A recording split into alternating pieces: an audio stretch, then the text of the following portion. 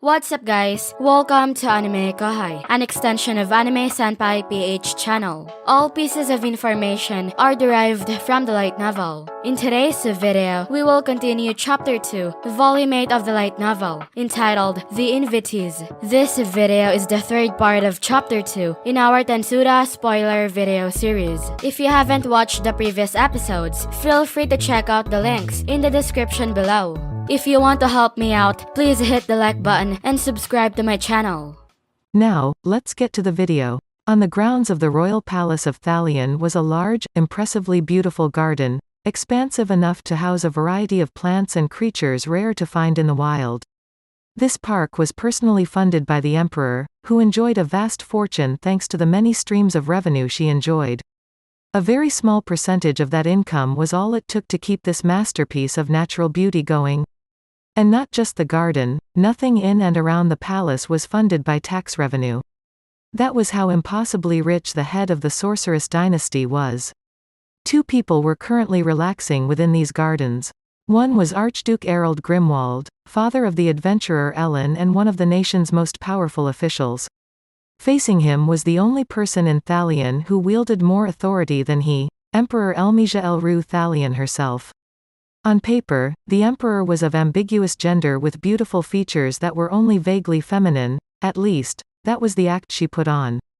In truth, Elmija was female through and through. Her age, however, was unknown. She was among the most pure-blooded of elves, meaning her elven qualities were stronger than most, she simply didn't age. That made her a living witness to history, and asking how many years she had lived was a taboo. She looked elegant and noble, but she still hadn't lost her youth. In fact, her compact frame could cause one to mistake her for a child.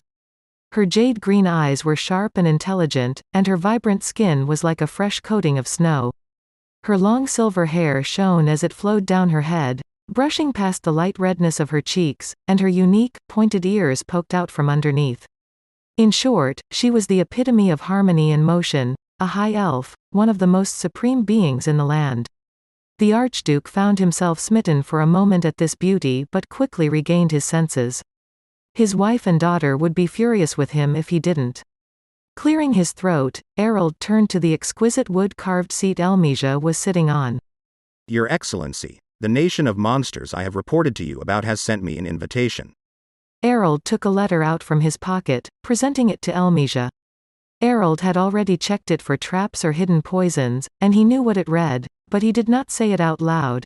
Erald was fully aware of how the emperor disliked people telling her things before she could see them for herself. But Erald had his concerns. I truly never expected that slime would ever be recognized as a demon lord. But even if he has, why would he call someone like me to this coronation of sorts? The letter Erald presented to the emperor was, in fact, addressed to him. There was no need to show it to Elmija. But as the letter put it, please reply if able to attend, providing the number of participants you wish to bring. Erald interpreted this to mean he could bring as many +1s as he felt like. But who should join him? That was the rub. Some bodyguards would be a must, but the Archduke could hardly show up alone. Many of the nobles he had previously reported his travels to expressed keen interests in visiting for themselves. With Tempest becoming a new trade partner, courtly circles across the sorceress dynasty were alive with talk of this new land. And the fascination was hardly exclusive to the nobility. When the emperor received the initial report of Erald's audience with the demon lord Rimuru, her eyes had been cold and focused as she mused and gave her response. So you went off to this fabulous land all by yourself? Well, weren't you fortunate, Erald? I imagine it was quite the exciting experience. And why did you leave me behind? Even naming yourself my representative and establishing ties with them, no less? If our business with them was that important, I would have liked to involve myself with it, wouldn't you agree?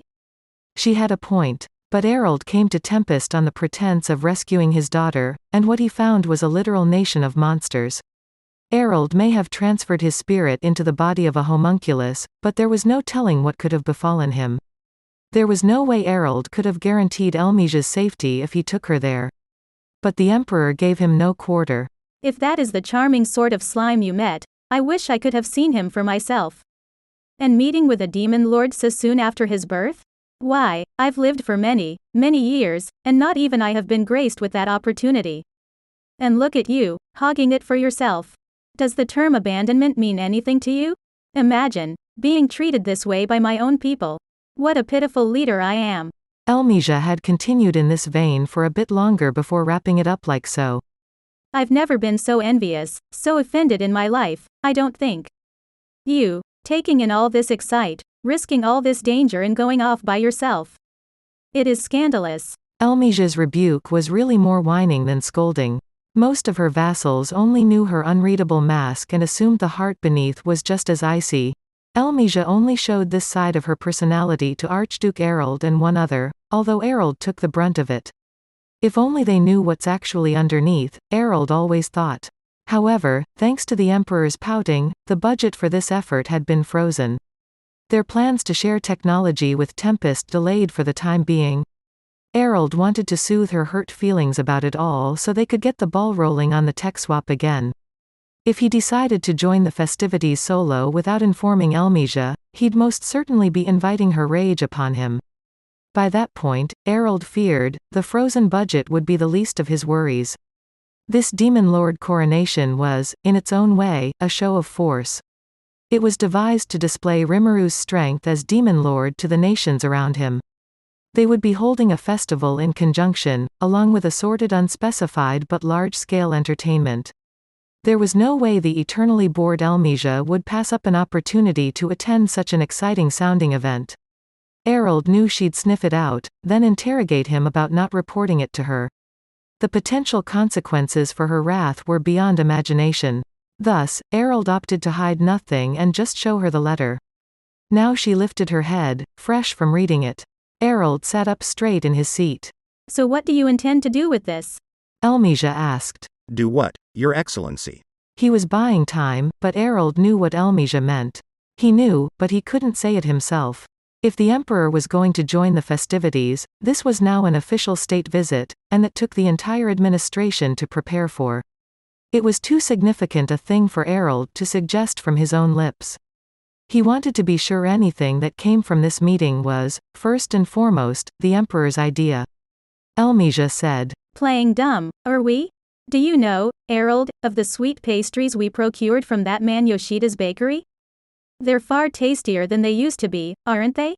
Could you venture a guess as to why? Erald fell silent. This change of subject was unexpected. Or are you saying a strategic genius such as yourself is oblivious to the goings-on in the streets? What a disappointment. I apologize, Your Excellency. By Yoshida, you refer to the baker who runs the establishment in Anglacia you enjoy so much. I believe the kingdom provides for his personal safety as an otherworlder, despite his lack of fighting skill. I was unaware that his work was distributed to Thalion, but how is that related to Sir Rimuru's invitation? If you didn't know something, better to be honest and ask. Maybe you can't get away from that if you're dealing with a stranger, but Erald was intimately familiar with the Emperor. She even let him look at her unobscured face, a right granted to a tiny handful of people in Thalion. You truly claim not to know, then? Elwyn brought some samples back several years ago as a souvenir. I suppose she didn't see fit to give you any. She what? The revelation that his own daughter declined to save any for him hurt harder than expected. Elmisia was clearly gratified to see this. All right, seeing your expression is all I need. Let me tell you, then. Yoshida, it seems, has found a new source for his ingredients. It's allowed him to greatly expand the diversity of his wares, and the quality of his work has improved to match. In addition, in exchange for some monetary support, he's been willing to send a supply of his goods to us. Erald was well aware of Kaoru Yoshida. Like his fellow Otherworlders, Kaoru Yoshida had been the subject of much investigation and eventually pinpointed in the capital city of Anglacia where he was running a cafe and sweet shop. He was said to lack any special skills, although that was unconfirmed. His talents as a pastry chef, however, were undoubtedly top of the line, enough so that he counted the Grand Master of the Free Guild as a grateful client. There were even rumors of Hinata, the saint, sneaking in after closing hours to avoid attracting a crowd. Thus, Erald already knew Kaoru Yoshida as a successful tradesman, but Elmisia wasn't done speaking yet. So you know I invited Yoshida here once. Elwin, you see, brought along the most tremendous cake I've ever had.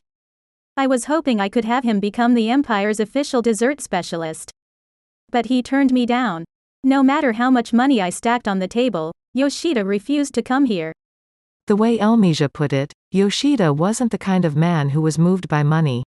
That's it for this video, guys. If you haven't subscribed yet, please subscribe and click the bell notification icon so you will never miss the upcoming continuation of Tensura spoiler video series. Thank you for always watching my videos and supporting my channel. Shout out to the top 10 commenters on my previous video.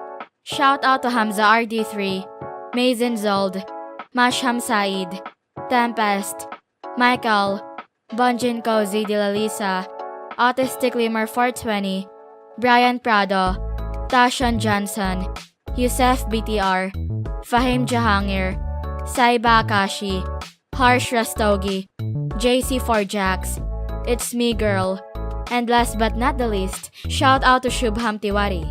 I'll see you guys in the next video.